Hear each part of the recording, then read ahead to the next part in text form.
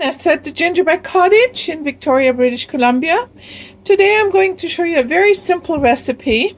The ingredients are very simple. The process needs to be observed, otherwise it doesn't work out. So we're talking about scones, and I'm going to make cheese scones today.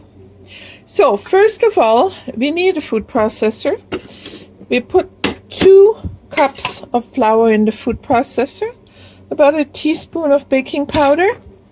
And then we're going to put in about a quarter pound of butter. And then we're going to process it.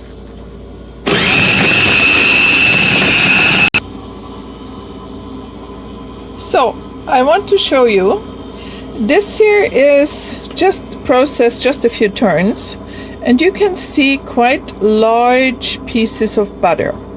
You want to have about the size of a rice kernel, but because we're almost there, I'm going to add the cheese, and then I'm going to give it another couple of turns.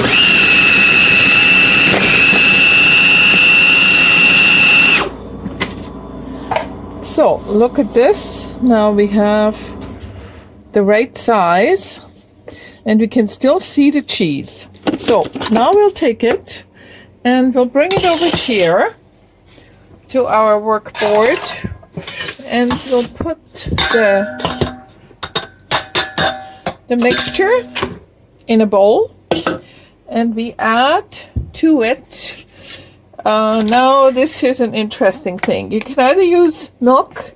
The best is to use buttermilk or yogurt or whatever you have. Even if the milk is a little off, you can use it. You can also use yogurt. I have creme fraiche here mixed with water. And now I'm going to pour the whole thing into my mixture.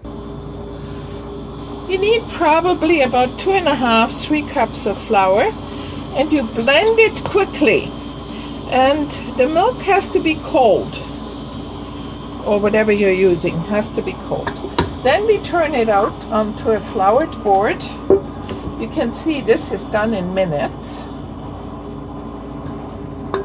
Yeah. And then we will just turn it over and kind of pat it down like this. And you don't want it really, really flat. You want to have a little height to it. So this is great, right? And it goes onto a board, onto a cookie sheet. And I always line mine with baking paper. So now we're just brushing them with some egg wash. And the secret to a good scone is not to overwork the dough, or work with ice cold ingredients and kind of have this grainy dough where you can still see the butter, and never overwork the dough. Just quickly mix it, pat it down, cut it out.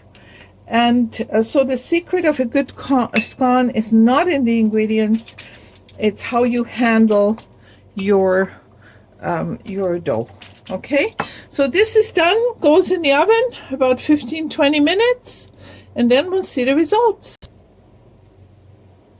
So here are our gorgeous, beautiful scones. Aren't they absolutely divine? Beautiful crust, and they're quite soft on the inside. That's what you want, but you have to have them firm on the bottom, otherwise you're not done. So here you go, beautiful scones. You can cut them in half, use them for making eggs Benedict. You can serve them for cheese trays. You can use them instead of bread for breakfast. You can have them frozen and use them as a quick snack when you have people coming over unexpected. So this is a wonderful staple baking that's done in just a few minutes. I think it takes about 25 minutes to bake at 325 in a convection oven, 350 in a regular oven. Okay, enjoy. See you next time.